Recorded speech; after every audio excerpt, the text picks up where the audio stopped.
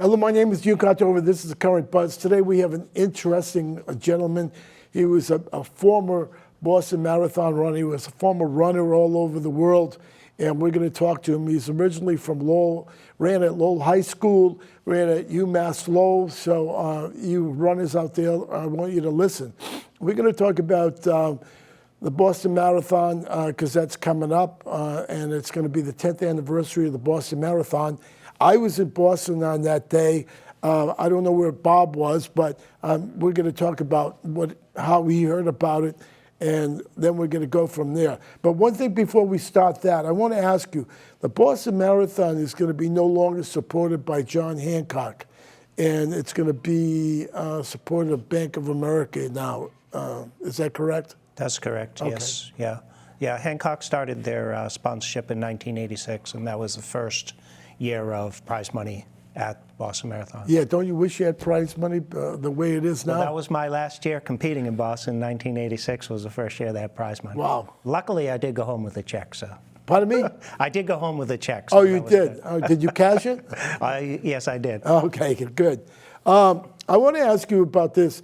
It's the 10th anniversary of Boston Marathon coming up, and I'd like to know where you were at the time, because I'm sure that you were concerned once you heard about the two bombings at the marathon. I was actually just beginning a new job as a public library director in Berlin, Mass. In Berlin? Berlin, Yeah, yes. The locals say Berlin. Berlin. Yeah, so. Okay. But anyway, I was meeting with the former library director, just going over some things.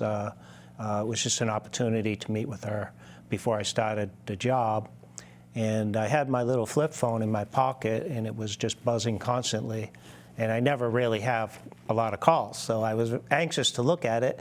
But the former director had given me her time to show me the lay of the land. And so finally I excused myself, and I had all these calls from friends that I knew were at the marathon. So I still didn't know what it was about, so I waited until I finished to get in contact with anyone, and I was driving home, and I had the radio on, and I heard the news, and I just had to pull over to the side of the road and you know, just try to digest what was going on, try to figure out what was happening.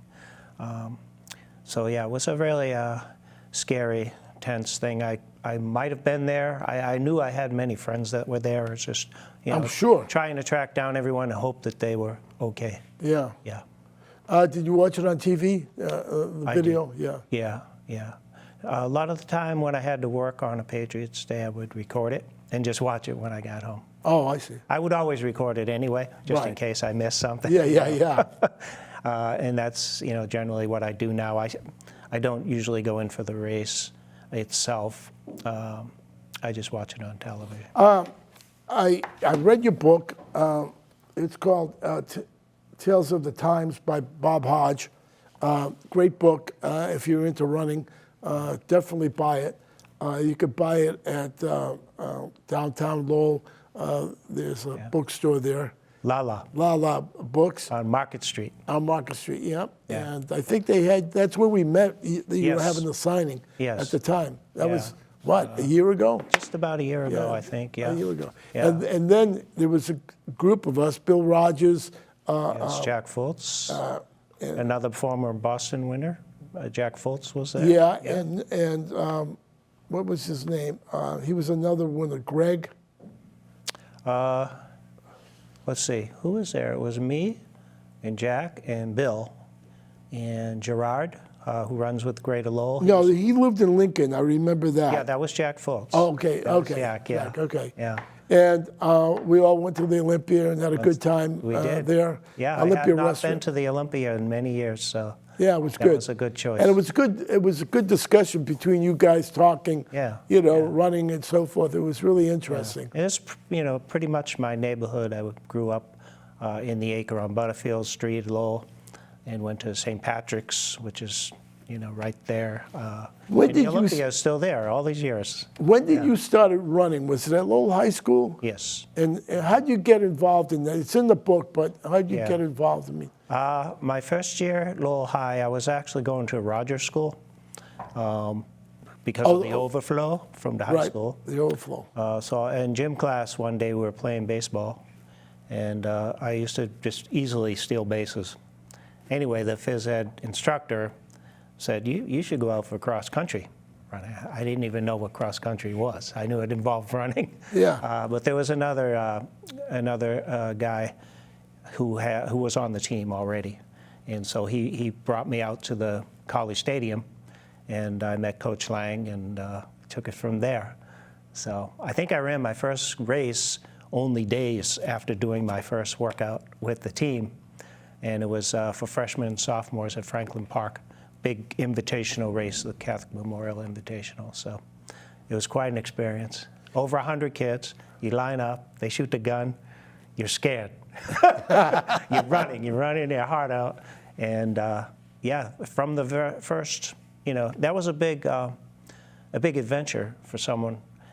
Back in the day, it seemed like going to Boston was a big deal. Yeah, it was. You So have to getting used on to the take a bus train. with the team, Yeah. and everybody, real quiet going down, but coming back, everybody's chattering. It was, yeah.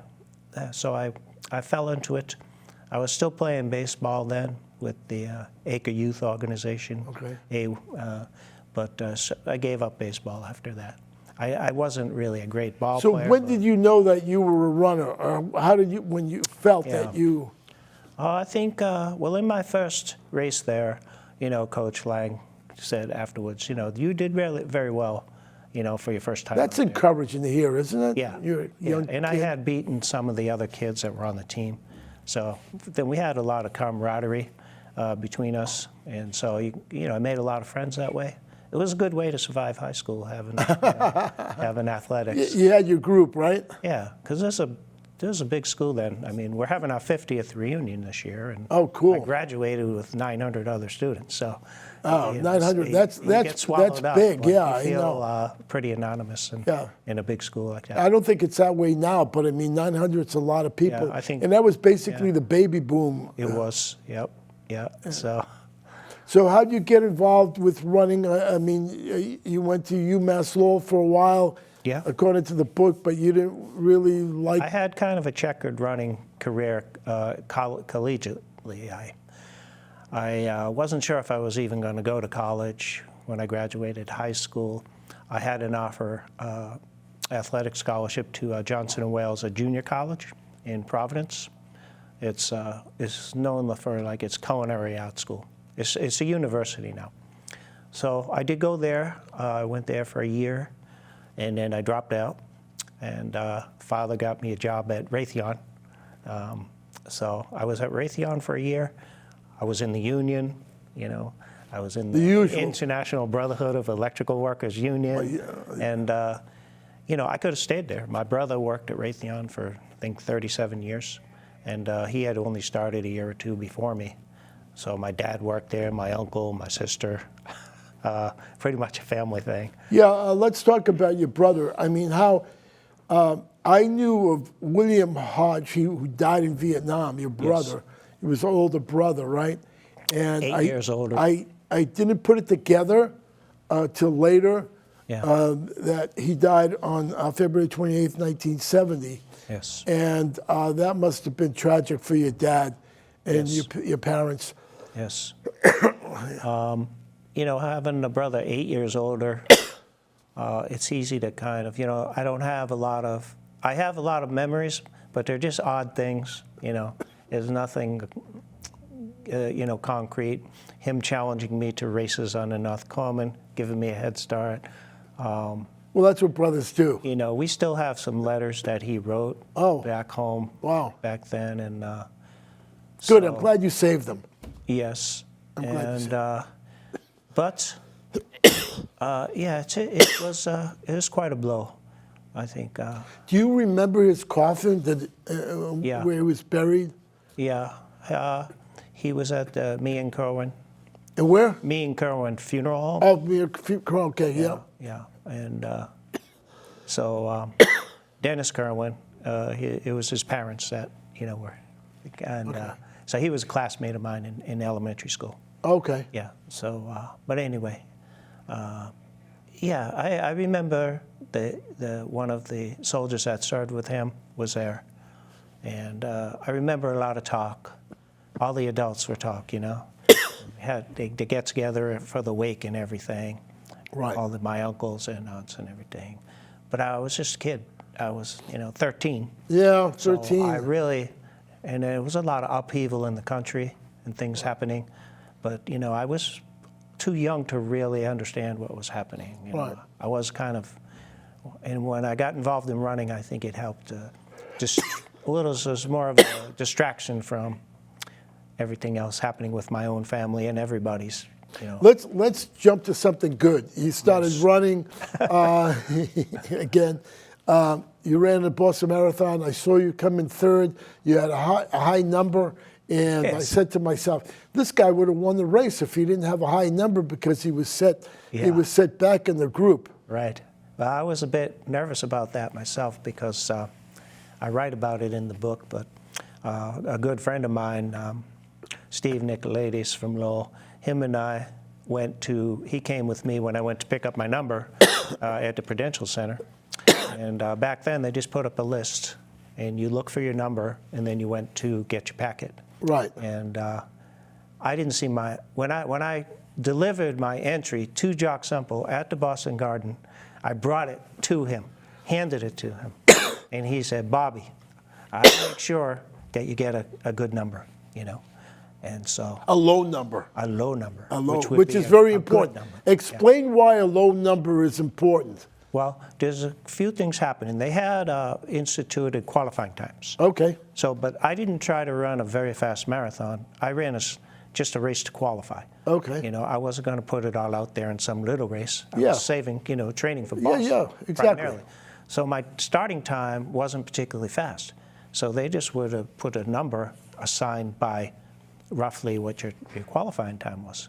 If I had been one of the best marathoners in the world, I would have got a low number, no problem. Right. But I was nobody. I hadn't really run a fast marathon. So I got this number 1066 because when I saw Jock take my entry, he had his desk and it was piled with papers, and Jock Semple, I think people are a little aware of him. He was a trainer for the Boston Celtics and the Bruins, and his office was like a mess. And he used to run the marathon when there were a couple of hundred people in it, and it was fine. But then the marathon grew to 8,000 people in 1979, so it was a little out of control. Anyway, he threw my entry in a pile, and I said, oh, here we go. So when I looked for a number that day at the Pru, and Stevie was helping me, and I said, he lost my entry. I'm not even entered. Wow. And I was getting upset. And Stevie, here you are. And it was number 1066. So Boston Marathon Day, I'm at the starting line. I'm up there with Bill Rogers, who's my teammate. Right. And the other runners. And Jock Semple would look through the starting line, and he would see any high numbers. He would just grab the person. So he started grabbing me, and I said, Jock, it's Bob. And the other runners defended me, and so Jock let me stay. So I did start with that front group. Oh, okay. If I had to start further back, I might not have even run because you can't spot the best runners in the world in a minute or two. No, that's right. That's why. It's pretty silly to do That's that. why. Now I know There the was no truth. timing there with the chips back then. Yeah. There was. Now I know the truth. The truth is that they put you with the top runners. I was giving you the benefit of the doubt with 1066 coming in third, saying this guy would have won the race if he was that far back. Yeah, the local media did focus on that because, that was their understanding that there's no way you could start in front if you had a high number like that. Right. But that's how it happened. Oh, okay. Yeah. Now I know. Now I can. Yeah, honestly, I could go to bed Yeah. easy. No, the night before the race, I was jittery. I was worried because if I were there and I was forced to start further back, I might not have run. Yeah. I was serious. It would have been a wasted effort. Yeah, that's a good point. I'm not gonna stand there and spot the other runners. Who won that race? Bill Rogers. Bill Rogers, yeah. Yes. Bill Rogers, he won the marathon in 75. This is the Boston Marathon. Yeah. 78, 79, 1980, right? That was 4 times. 4 And he times. won the New York Marathon 4 times. 4 in a row. 4 in a row, that's right. Yeah. And I remember going to the marathon because my school taught us all track and field. Right. And we learned about marathon running, relay running, that type of thing, which I like. It wasn't a team sport. Go out there and play football. I mean, it wasn't Right. like, I mean, we learned all to throw a shot put, to run a relay, how to hand off. That's what got me interested in track and field and marathon running. Right. Usually starting out, the coaches will try you at everything just to see if you Exactly. have any. That's the way it should be. Right. For everyone, males and females. See what they might like. And we didn't do hammer throw or javelin because it was dangerous. Right. But you don't have the facilities for that. they don't have facilities. But I mean, for everything else in the sport was really interesting. So I got interested in going to the marathon, and I was at the finish line, and it was easy. Right. No problem. Get down there, park your car wherever we parked. I don't remember. Maybe took the T and got in. The T was running pretty good at that time. Yes. So there was no problem. So we were at the finish line, and all of a sudden, maybe after Rosie Ruiz, that's another story, seeing her, she didn't look official anyway, but it got into a hippie thing where it was place to go. Yeah. And it was sort of went from middle class to upper middle class, and you had to be there to be seen. Right. Is that what did you pick up on that? Yeah. I mean, running a marathon became kind of a, just kind of a status thing where it was set up as a huge accomplishment. You're right. And it is. It is a good accomplishment. It is a But it is a very doable thing. It shouldn't be put on too high a pedestal because anyone, in good health can train and finish a marathon. But the Boston Marathon is different because you have to qualify. You do have to qualify. There's a big, separation nowadays. I mean, back then the qualifying was more about numbers because they didn't have the technology like today with the chips. Right. So you couldn't have, back then with 8,000 people, these are people that are starting in the back. They're starting at the same time as people in the front. Now you have every corral is like a different race. You're really having a dozen different races out there. So the elites go off, and then the next group goes off. But they're not running. They're not being spotted. Do you know what I'm saying, right? Yeah. So that's what motivated the qualifying time in the first place. Now it's still motivated by numbers, but you can have. They've had as many as over 15,000, and these races in New York have 40, 50,000 in New York City. But I think there's something, you guys were like in the infancy of running. I know there was Kelly who ran in the 40s and 50s, but you guys were brought in, Bill, yourself, and many, Greg and all those guys were brought in, even the Europeans, the New Zealand, the Australians, they sort of had a nucleus of runners, and it sort of like peaked and it sort of fell off. Don't you think? Well, when say Boston in the 1970s was growing, exponentially, but there weren't a lot of marathon races back then. Right. Up until the 70s, there were only a handful of races in the world. Right. So if you were the Olympic champion, if you won one of the other big marathons in the world, Fukuoka in Japan, a couple of big marathons. Which you ran. Which I ran. Yeah. Some other marathons in Europe. But there were just a handful of races. So someone say like Ron Hill, okay, he won the Commonwealth Games. He won the European Championships. Ron Hill from New Zealand. Ron Hill from England. England, I'm sorry, okay, Yeah. Ron. And so Ron Hill came. So Jock Semple would attempt to bring in, and sometimes just the money that they used to bring these people in, they would have to, raise the money, get funding. They would be put up in someone's house, Right. That's just how it was back in the day. But they always tried to have that international feeling. For some years it was runners from Finland. Then another years it was runners from Japan that dominated for quite a few years. I remember the Japanese. The Americans were always trying to compete with whatever, I remember it was Seiko. I was there at that race when Yeah. he won in '81. That was a big deal. when Japan and Boston Japanese- Marathon for many years, from right after the war until recent times, always had this relationship. And marathoning is very big in Japan. So going there is like a different world for us. What was your best PR? PR is personal record, so we're going to talk about PR basically, okay? Yeah. What was your PR in the marathon? What was the best? My best time was 2 hours, 10 minutes, and 59 seconds. What was world record at that time? You remember? 2:08. Well, that's not bad. Yeah. 2 minutes off the world record. That's right, yeah. And you were ranked. It was the seventh fastest American performer at that time. You were ranked in the Bible, Track and Field News, which I used to get in the mail because it ranks everybody every year. And usually in the Olympics, you know who's going to win that medal in that ranking. You may be off one day, or the person may be off, and the sixth place ranking guy may get it. Yeah. You know how it is. It happens that day. If you were a fan of athletics, you had to have Track and Field News. Yeah, that was the Track Bible. and Field. just like That you was said. the Bible. Track and Field News. Nowadays, we have a lot of outlets for getting information, Yeah. results, but Track back and then- Field News is still online. I mean, you can get it. Oh yes, yeah, it's still out there. Yeah. So, what was I about to say? You were ranked in what? My highest ranking was seventh. I Seventh think I was ranked at least three times, maybe four times. in the world. No, in America. Okay, Americans. For okay. US. That's pretty high.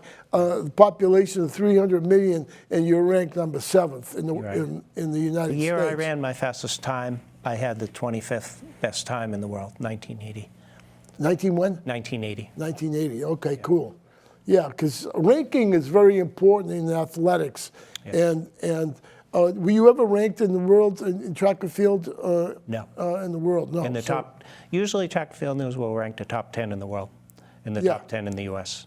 So anything beyond that, you could look to see how you fared time-wise. Yeah. Roughly it goes by time, but it also goes by head-to-head matchups.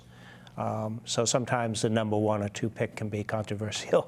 Yeah. Depending on how often the two athletes raced each other.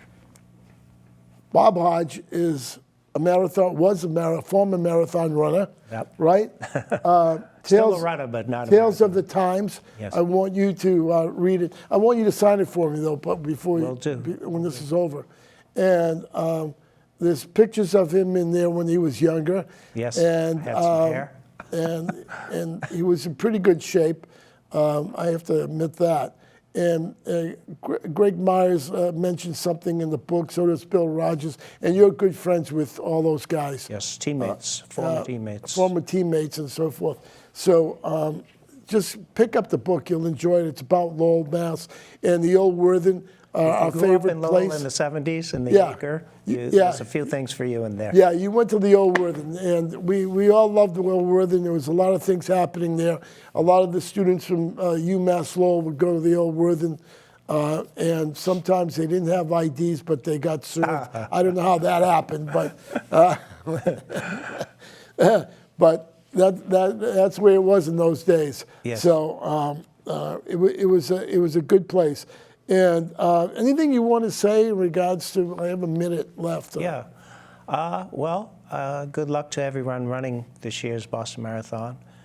They have the world's top marathoner, Eliud Kipchoge, running, and it'll be interesting to see how he can do. Didn't he win the last two? Kipchoge has never run Boston. Oh, he never ran. But Boston. he has approached running 2 hours in the marathon. So that's like the sub 4 mile now. Yeah, that's a sub 4. But that's difficult to break a record at Boston because you have the hills. Yeah, it's not, Boston's course isn't even record eligible. Oh, is that right? So Boston is, they don't have the pacers, the rapids. Oh, okay, the rapids. He ran his time in Berlin. I see, In flat. Berlin,